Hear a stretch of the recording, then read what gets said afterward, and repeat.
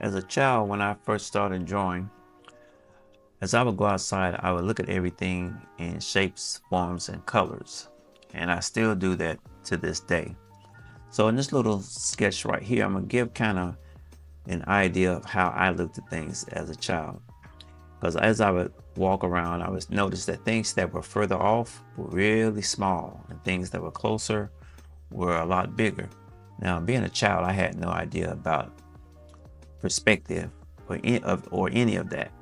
But that is what I was saying was perspective. And so I say that to say that when it comes to drawing, there's a lot of things that you have to kind of understand. And one thing that's really important is shadowing and understanding light and where does your light source come from? How does it affect the overall image that you're drawing? So this is a very one-dimensional box. Let's draw a little background there. So what we have to understand is, where's the light source coming from? Is the light source coming from the right, coming from the left? Is it below or up above? All those things you have to think of. So in this, I decided that the light source was coming from the top left, and it is casting the shadow on the box falling to the right side. And now it starts to look more three-dimensional versus one-dimensional. So understanding your light source, how it affects the ambience and all of that is very important. Now, another thing, this is an example. A person would draw an eye, and this is how they draw it. And we will recognize that it is an eye because we can see the kind of a football shape, and we see the eyebrow over the top. And this is how an average person that I guess draw stick people, this is how they would draw an eye. So again, this is how they would draw it. They would kind of darken in where the eyebrow is and then darken the eye, and we have an eye. Again, we recognize that this is an eye, but does this eye look realistic? How can we make this look better? And so this is where shading is going to come in. So let's start out with a basic drawing. We got kind of the football shape there, and we're going to draw the pupil or iris of the eye. And so let's draw kind of a little part over the lid there, and let's draw in some eyebrows. Now, there has always been a debate, and everyone's answer on this is different. Is, there are some people who just seem naturally born able to draw, and for some people, it's a struggle. So, is a person born able to draw, or is it something that they learn? I think that everyone is born with a different talent.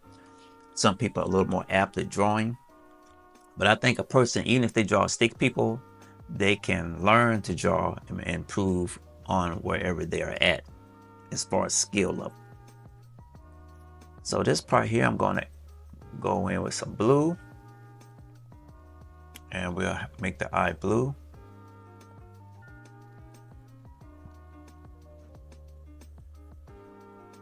And what I did was I did a layer under the line art for the blue. Now I'm going in with some shading, and this is where it's going to start to come together and start to look more, I guess you could say, realistic. And shadowing again is very important because it's going to add depth to the drawing and make it not look so one-dimensional.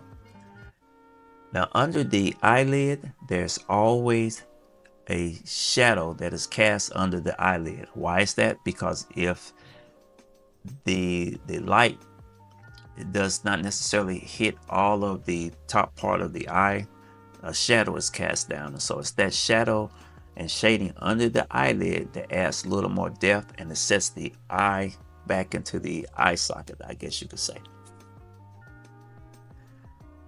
And so as you can see, now it's kind of starts to come together. Let's add a little highlight. Grab a white and just put in a little dot there.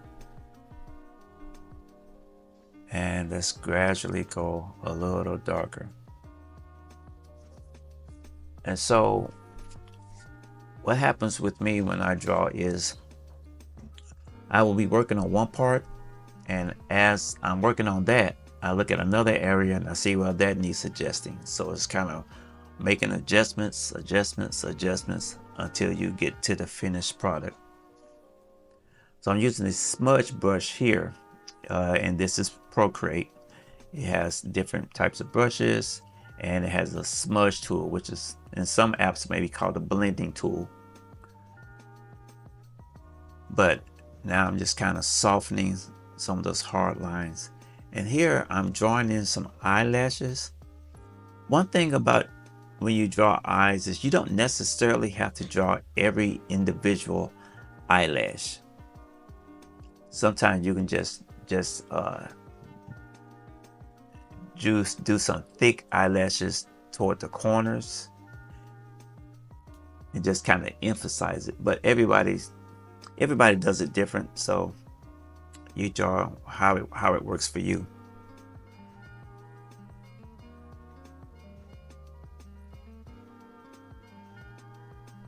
Now I'm going back in on that second layer that's under the line art layer, and I decided to go a little darker with the blue, and I believe I switched to an airbrush type of brush. Now adding a little bit of aqua blue down toward the bottom and a little bit of highlighting just to kind of offset the kind of a dark navy blue that I'm using up toward the top part of the eye. And let's kind of fix this top part, so add a little more shading in.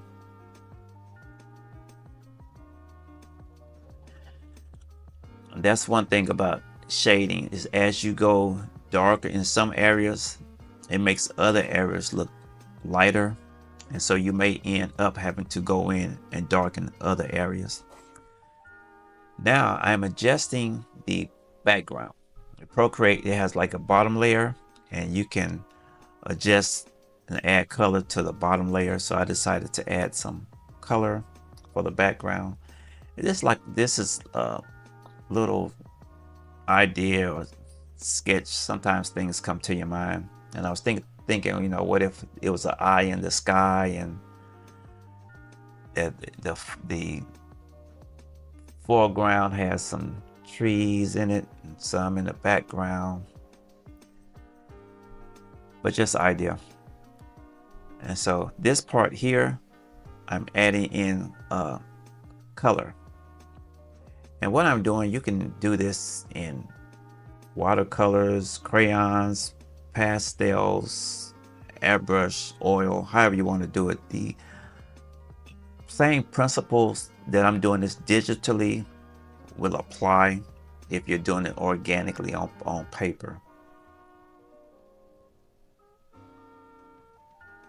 But the main thing that I want you to get from this video is to look at nature and objects and pay attention to the shapes, pay attention to color, pay attention to light source.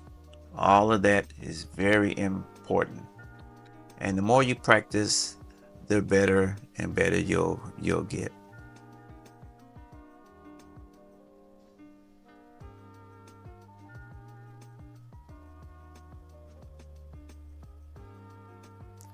So I hope you enjoyed this video. My name is Kevin Bentley. Feel free to visit my website, which is Bentleys Portraits, and I have an Instagram link. And if you want a drawing done or anything like that, or have questions, feel free to get in contact with me, and I will get with you as soon as I can. Thanks and enjoy, and I'll see you in the next video.